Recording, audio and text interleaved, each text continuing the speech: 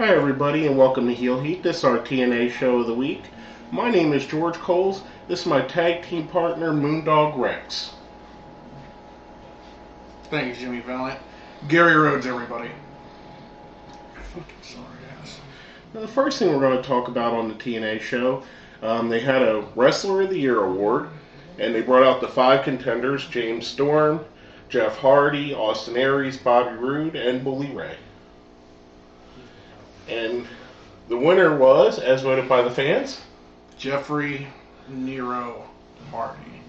And right now, I'm going to let my partner here, Gary, tell you what he thinks about that. I think it's a crock of shit. I really do. You got 2 guys on there. I mean, Bully Ray has really come up. He was a top heel for the whole year almost, then turned into one of the top baby faces. Then you got the guy that's held the title the longest, and Bobby Roode. Then you got the guy that beat him, Austin Aries. And he was lost the X Division title. And he was for much of the year. one of the longest. I think he was the longest X Division title run on. You know, but they give it to Jeffrey Nero because, well, little kids like him. I don't get that. This is wrestling. They're trying to be like an Attitude Era show. I mean, they're cussing in it. They're doing a lot of provocative things, but yet you're going to put it on a cartoon character? Fucking really? What's your opinion, George? I mean, I knew it was going. As soon as I seen the entrance, I knew what was going to happen. I wasn't a big fan of it. I did like that coming out of it, the interaction that they had with Roode and Hardy and Austin Aries, setting up a 3-way match at Genesis between the 3, which the Hawkster later on says will be an elimination 3-way, so no one can complain when they get beat.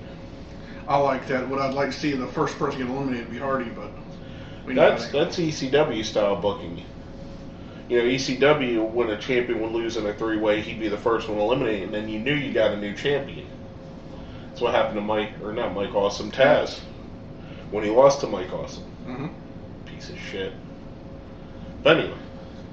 We're going to go from that. Then there was a backstage scene where, what do they call themselves now? Kaz and Daniels. Well, I would call it Kaz and Daniels. They were making fun of James Storm the only way they could. Then James Storm does his impersonation of Stone Cold and calls one of them out. Why don't you one of you boys come to the ring and we're going to whoop some ass? What? Ends up being Kaz with one of the awesomest new shirts I've ever seen. Kazmania? It's running wild, brother. Brother? I like the match, though. It wasn't the best match of the night. You don't think so? I think it was the best. Actually, after looking at it, yeah, it was the best match of the night. Yeah, I think it was definitely the best match of the night. Of course, your face wins because, you know, it's the beginning of the year. There we go. And he has to. I mean, but Kaz looked good, and Kaz made Storm look good. He did his job. Not like Al Snow used to job. No. Pin me, pay me. There you go. Yeah, remember that. I do. Everybody does, GR. Oh, that's Al Snow. Now, the next thing we had after a decent match was Doc was in the ring, the director of, what is it, Chaos, whatever. Catnip. Anyway. Conniptions. Doc was out there, and he had his ball peen hammer talking about asking Sting to come out and basically fight him. Then Sting never shows. Oh, before that happened, I was going to say, they had in the back, they're still recruiting Ken Anderson. He leaves it open. He doesn't say I'm joining them so much as he's going to go out there with them. I think the whole point of that is going to be Ken's either working from the inside, or Ken basically is going to do like DDP did when the NWO recruited him, where he took the shirt, put the shirt on, showed the fans, and then when the Hall turned around, he hit the diamond cutter on him. Exactly. Oh no, I mean it wasn't a bad segment, but it wasn't a great segment. They're letting Doc get used to talking. That's something Luke Gallows didn't really do a lot of in WWE, and I think the longer Luke's there, I think the better his career is going to get for now. Where Vince will actually probably bring him back eventually because he's learning the basics. It's kind of like going to the minor leagues. He's learning how to talk on the mic, do the interviews, and learning more ring psychology, which only makes him more valuable. There you go. And whether he goes back to the WWE or not, he's someone that could be projected as a future world champion in TNA once they get out of this Aces and Eights gimmick. Now, speaking of TNA champions that I don't think they're going to be TNA champions, especially if they have matches like this. But it was part of a tournament to wrestle to the X Division champion. And the first match on the tournament, the 4-man tournament, is going to be Kid Cash versus Christian York, and it was a very lackluster match. There was something I noticed, and I've been high on Christian York if you've watched our shows, and so have you. Yeah. We've liked his work. Something really struck us. He was moving really slow in this match. I don't know if he's injured or something. He just doesn't mesh well with Kid Cash.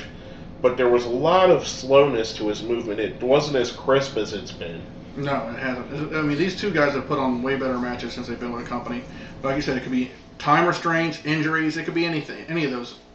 So we're not really going to shit on this match as much as we would if they were having a string of matches like this. Now, if they had the same match 3 weeks in a row, we're going to shit on it. But this year, it just could be like time restraints or an injury. Well, I don't know about time restraints because as you'll notice when we start talking about this, there isn't really much that happened on the show. No. I mean, there was more recaps than anything else. Of course, you got to make room for that. Kind of looked like SmackDown. Ooh. The Raw recap show. Exactly. Anyway, coming off of a lackluster X Division match, which Christian York won, we had Hernandez originally supposed to be fighting Matt Morgan, but he faked an injury, so Joey Ryan took his place. It was basically a clusterfuck match. All Hernandez and Chavo both involved, and also Ryan and Morgan. I did like Morgan's discus throw punch. Yeah. Or the shoulder block, I can't remember, or the clothesline, whatever it was. It was pretty nasty when he hit it on. Discus clothesline? Yeah, when he hit it on Hernandez, I thought it was pretty nasty. He's the best man to ever hit that move with 2 feet. Ooh. Really? Yep. Kind of soon. So it's been almost 20 years. 25 years. Some shit like that. Anyway. I mean, it was a clusterfuck of a match. It put Matt Morgan over as a monster again, which he's being portrayed as right now.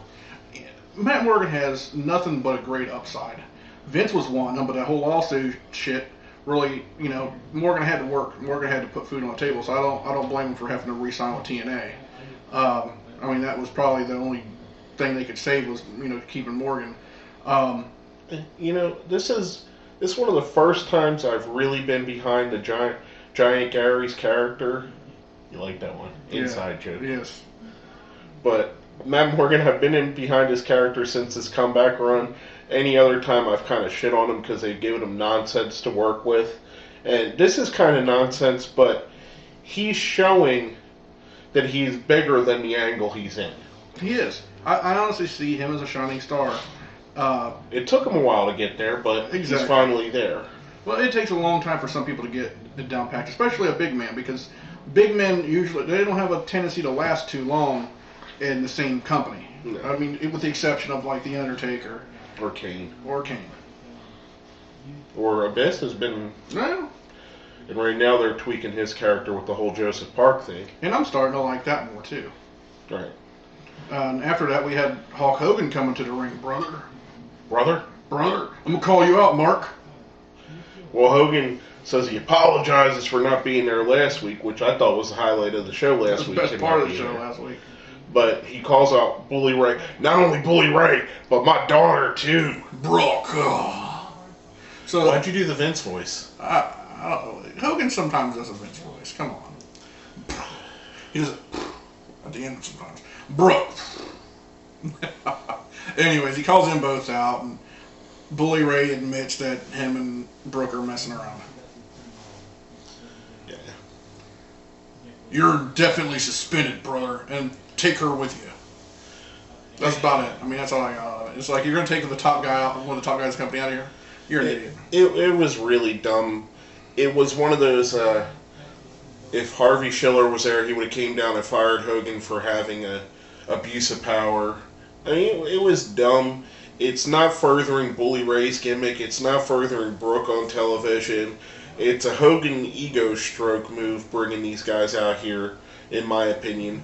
Bringing Hogan out, bringing Brooke Hogan out, having Bully Ray, one of the hottest wrestlers in the company, involved with them too. I think it's all to stroke Hogan's ego, help him get over. And speaking of stroking Hogan's ego, our Hogan count. The Hogan count for the week is 2.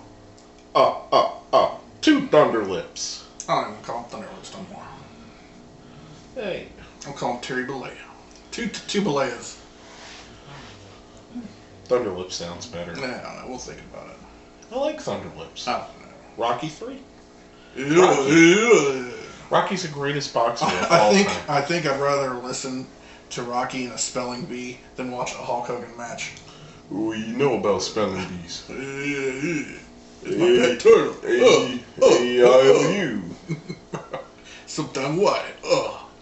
Anyways. You can tune a piano, but you can't tune a fish. Anyways, that's... Anyway, but before we go off on a whole Rocky tangent, let's get into our question of the week from last week.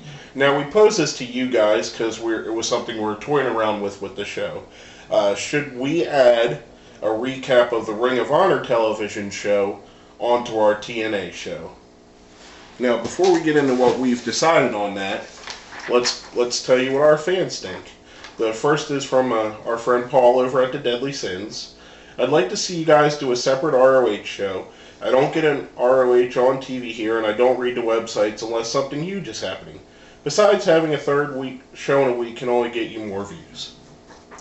Then our second is from Joshua Adams, 1044. I'd enjoy hearing your thoughts on ROH. It'd be great to have another show. Now, a caveat to that is we also put on our Facebook a poll seeing what you would like. Now, we didn't put the option of having it as a third show, but the overwhelming winner on the poll that we had on our Facebook page was adding Ring of Honor. Now, me and Gary had both talked. This week, the Ring of Honor show was a recap of 2012. We didn't basically want to recap a recap show. It felt kind of stupid to us. So, beginning next week, if it's not live, but a new show with new matches, we're going to do a third show, a separate Ring of Honor show. And we're going to see how it plays. If we get a decent amount of views, enough that it makes it worth us taking our time to record it separately and edit it separately, we're going to put the Ring of Honor show on as its own standalone show.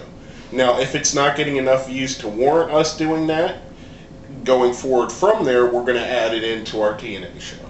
I hope you guys understand why we're making the decision. You know, we both work full-time jobs, so taking the time to shoot another show, if it's not going to get views, really cuts into our personal time. But if it's going to get views and you guys like it, we're willing to do that. Now, coming from that, our question of the week for this week is kind of the same question we posed on our WWE show.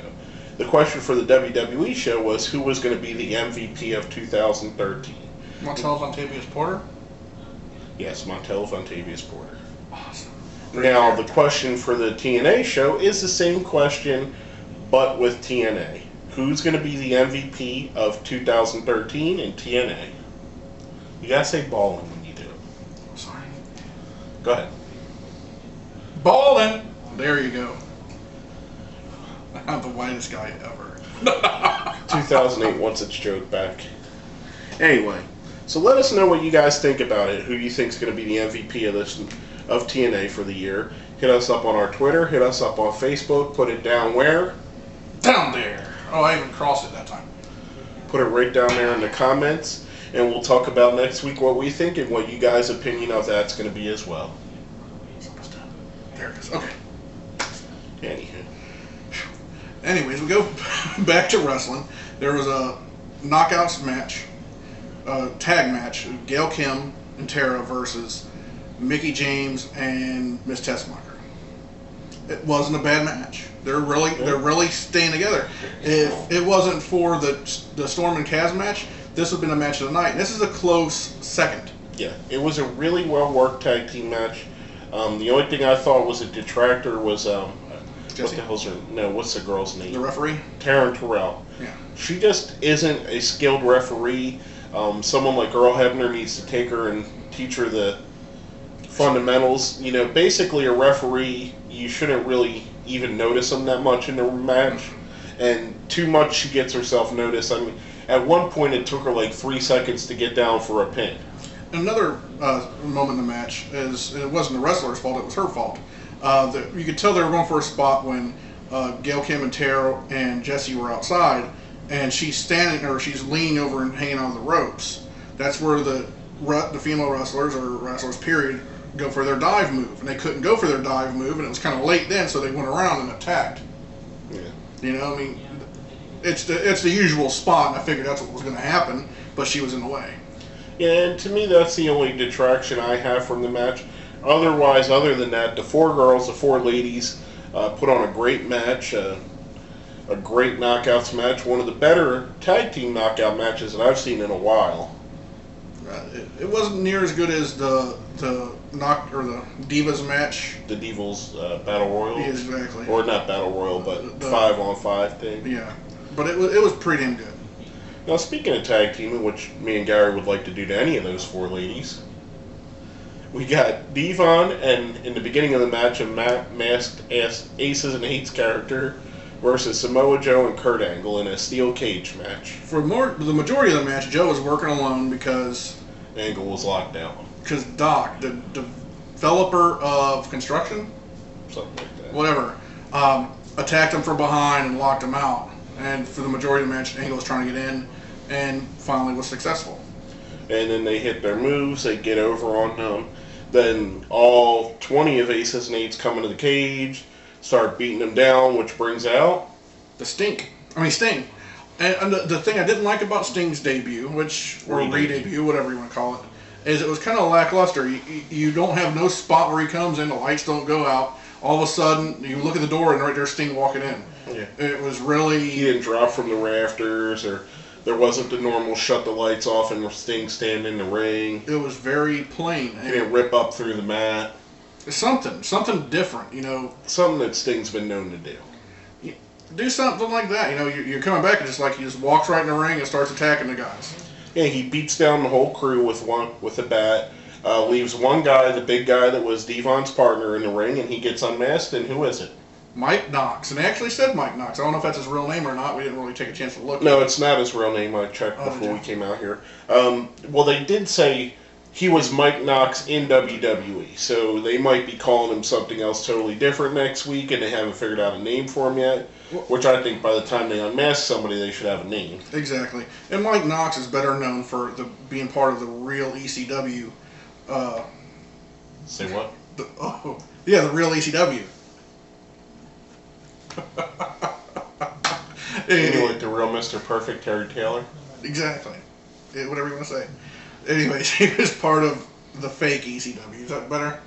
A little better. WECE, whatever you want to say. Anyways, he was part of that, and I think that's all he was. I don't think he was ever on SmackDown or... He was never anything special, really. He had a pretty wicked move, but that was about it. I liked it. I liked his finisher, and he has a good beard. I like to see what he can do. I think that if they can do what they did for Luke Gallows and showcase him a little bit more power to him. But I would rather have seen a little bit more demaskings. You know, your big return for Sting and all we get is Mike Knox. Should have took at least 2 of the lesser known guys and just start ripping masks off. Well, my opinion is there hasn't been a huge reveal yet on the Aces and Eights, and that's what I'm waiting for. And the gimmick's really dragging out bad at this point. They need to start doing the big reveals. They never really, Ken Anderson never really got involved or on either side. He just stood outside of the ring. I mean, Aces and Eights, in my opinion, is getting really stale, and it needs to run its course. All right, so on your opinion of the show, what would you rate it? I would give it a solid 3. I mean, middle of the road show. There were some really good points. There were some really bad points on the show. I tend to agree with you on this one here. Usually I'm a little bit more harsh on them than you are, I've noticed. Yeah. I've always ranked a little lower. But I'll give you the 3 on that one, too. The Kaz and Storm match and the Knockouts match really saved it. But really brought me to liking it was the Wrestler of the Year, Jeff Hardy. That's sarcasm, everybody. Okay. That probably took a star away from me.